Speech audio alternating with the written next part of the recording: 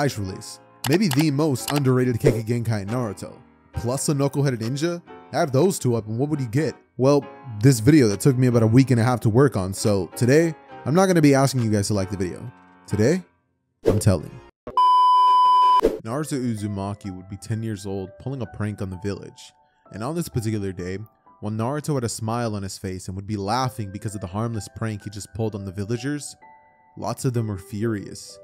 Because this isn't the first time that Naruto had done it. This was 20 times too many. But Naruto just wanted attention. He just wanted to feel seen. So on this day, a couple of villagers who had lost family members to the nine-tailed fox, and others who had lost their shops and were destroyed by it, finally had enough and wanted to get revenge. Needed to get revenge on the fox. So 7 Konoha men decided to kill Naruto and lure him in to finally get rid of the brat. I mean, nobody would miss him, right?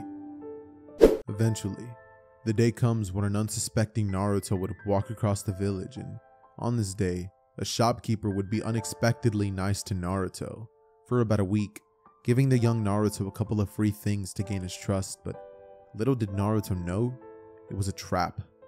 Naruto would eventually give his trust to this man, and eventually, the man would ask Naruto to come into his shop, telling him he has something special for him. And Naruto, not knowing any better, obliges. A 10-year-old Naruto walks inside, and once there, he realizes this wasn't what he thought. Eventually, all the men grab him and beat him to an almost unconscious state, where Naruto was left looking near dead, when suddenly, Naruto being held down by all these men and getting punched would have the power of the Nine-Tails Kyuubi leaking, as his Kekkei Genkai would activate and he would shoot out a massive amount of ice at the villagers, killing them on impact.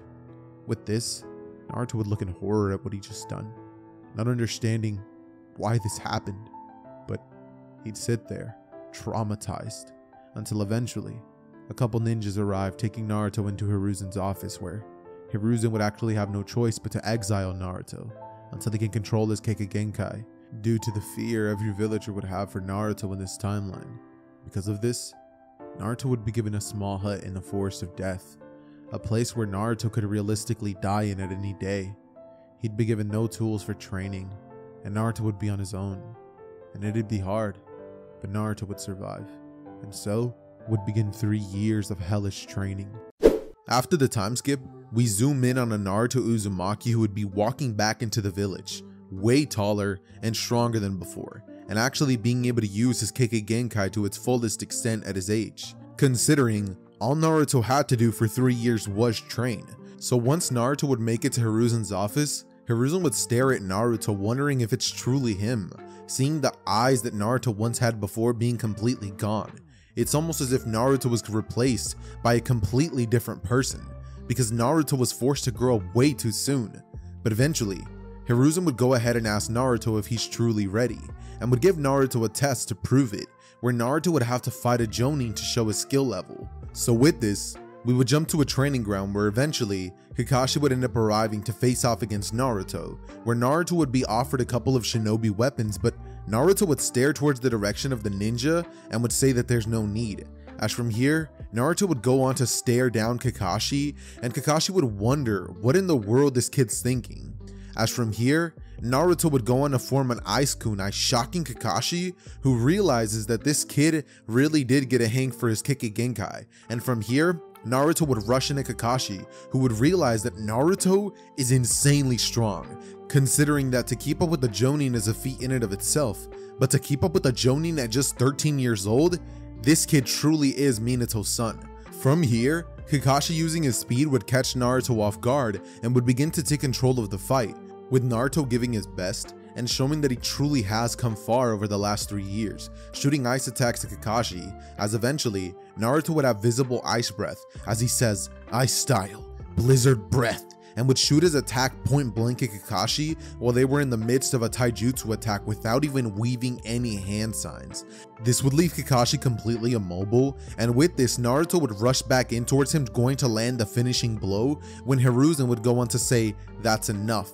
Then Naruto really has gotten better. As from here, he tells Naruto he can go home now, and he would give him the key to his house as well as some money to start his new life. As from here, he would tell him to report to the academy in 2 days.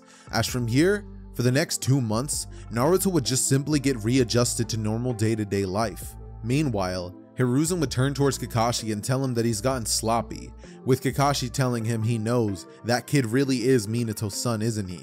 And Hiruzen would say, had that been a real battle, you could have died. You need to stop taking your opponent so casually, Kakashi. From here, Kakashi would get up slowly as he cracks his neck and says, "You're probably right, Hiruzen." Taking this lesson to heart for all of 2 days, meaning he's still gonna let his guard down to Zabuza. Eventually though, the day would come when the teams would be assigned, and Naruto would be placed onto Team 7, with the only changes here being Naruto's personality, as well as him not being tricked by Mizuki. So because of this, we would eventually get Team 7's bell test, with the team passing of course just like in the original, and because of this, we get 2 weeks worth of D-rank missions, until eventually Team 7 would finally be assigned the Bridge Builder mission. Because of this, Team 7 would meet by the village gates the next day, where about 40 minutes into the mission, they would be attacked by the Demon Brothers, and Sasuke and Naruto would make quick work of them, using their incredible levels of strength to take the brothers out. After this, they continue the mission, and eventually run into Zabuza Momochi, where Kakashi and Zabuza have their original fight from canon, and once Kakashi would be trapped in Zabuza's water prison, Naruto would step up to the plate. As 4 Zabuza clones would rush at Naruto, who makes quick work of them, shooting ice spikes at said clones before then walking on the water, not with chakra control mind you, but by freezing it on contact. As from here, he says Ice Style, Ice Age, freezing a pretty large chunk of the lake, including Zabuza, who would be frozen still, as Naruto immediately jumps into action going to finish him off, but suddenly, Ice Senbons would come flying in at Naruto, who would jump back and watch, as Haku would arrive and Naruto would watch as he immediately realizes that this is another Ice Style user.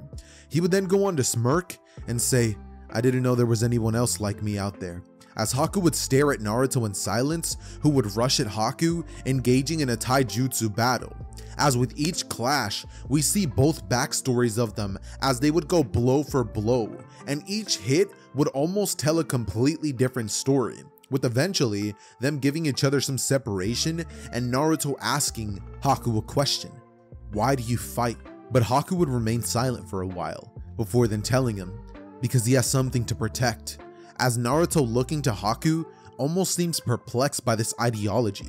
Keep in mind, Iruka never shows Naruto that act of kindness Naruto had so desperately needed, and Naruto has been even more alone than the one that we get in canon, so this version of Naruto is completely out of it, so the idea of protecting somebody makes no sense to him, as he would ask Haku why he would fight for someone else, and Haku would say, "Because he saved his life," with Naruto saying that's exactly why he's gonna get crushed in this world, because Naruto has a real goal, unlike Haku.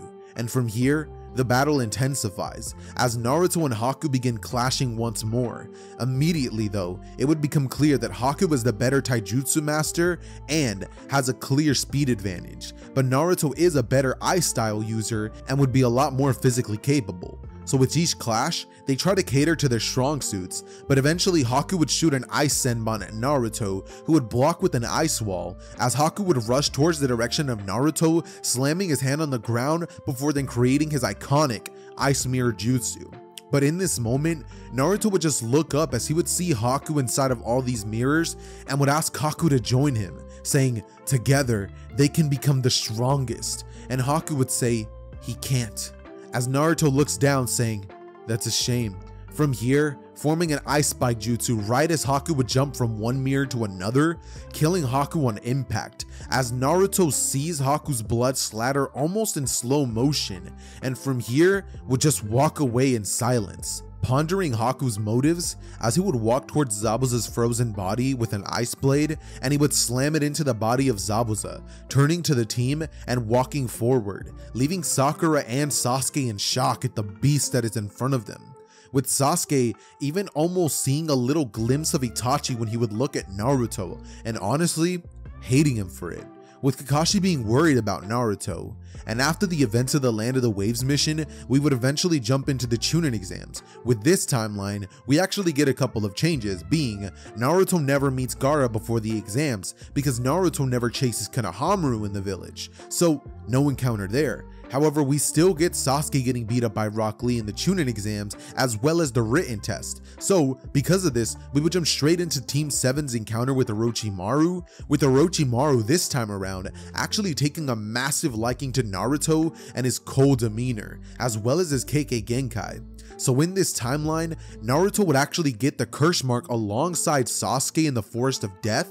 However, because Naruto has the Kyuubi, the curse mark doesn't work on Naruto, and he's merely knocked unconscious. So with this being the case, Sakura would be left to defend both Naruto and Sasuke alike in canon, with Sasuke erupting with the power of the curse mark and making short work of the Sound Canyon, with us eventually getting the 1v1 battles, in which Naruto would display his overwhelming power in comparison to Kiba, and would one-shot him with a move called Frozen Paradise, where he would freeze Kiba in a massive ice glacier. And after this, like in the original story, we would get the 1 month of training period, but unlike it, Naruto faces Gaara in this version. Why, you may ask? Because it's a lot cooler of a fight, and so we get the 1 month of training period, where during this timeline, Jiraiya would actually end up being the one to seek Naruto out for training. However, Naruto straight out refuses, stating that he never needed anyone before and he doesn't now. This Naruto walks in a sort of lone wolf lifestyle. He doesn't need anybody, he doesn't believe that anybody could benefit him, and he doesn't care about what other people think about him. So Jiraiya would be stunned at Naruto's decision, thinking about how different this Naruto is to Minato, and wondering what happened, going to Hiruzen to find some answers on the kid, before then discovering that Naruto was exiled for 3 years, forced to grow up in the Forest of Death because he couldn't control his Kekkei Genkai. And once Jiraiya finds this out, Jiraiya would lose his cool at Hiruzen, telling him that there was no way he'd toss a young kid out there for no reason.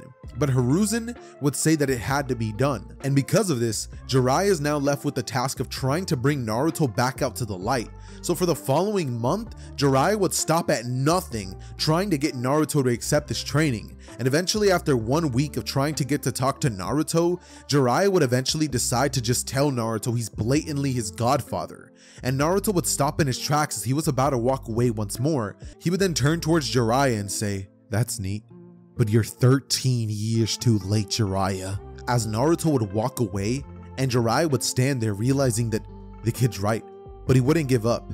And eventually Naruto would give in with 4 days left till the battles would start, with Naruto learning the summoning jutsu from Jiraiya, as well as the fact that he's linked to Kurama, the Nine Tails. Or so Jiraiya would think he's teaching him, considering that with all the time Naruto would have been alone in the forest, Naruto definitely would have had a bunch of close calls in the forest, where the only thing keeping him from dying was Kurama. So he knows all about him, and he doesn't care that he's inside of him. He's almost grateful, because even though Kurama would kill him if he had the chance, Kurama at least hates him for being trapped inside of him. Everyone else only hates him because they never gave him a shot to show that he's more than some demon brat. And so, Naruto and Jiraiya's relationship would slowly grow. Eventually, the day of the battles would arrive, and Naruto would find himself face first against maybe his toughest opponent yet, Gaara. This would be a battle of titans, as Naruto and Gaara would go at it, ice versus sand, each countering each other with long-range attacks that would be super flashy, mind you. Gaara would shoot sand needles, but Naruto would create ice walls and shoot ice lances and ice projectiles, while Gaara deflects and would actually have to try. However, as the battle goes on, it would become painfully clear. Naruto's freezing Gaara's sand, leaving him with less and less ammunition to fight him with. So Gaara would become more and more desperate as the battle goes on, with Naruto taking advantage of Gaara's lapse in judgment, as he would pounce on the given opportunity, and using a jutsu seen before, would create an ice mirror jutsu, stunning everyone in the crowd, mainly Team 7.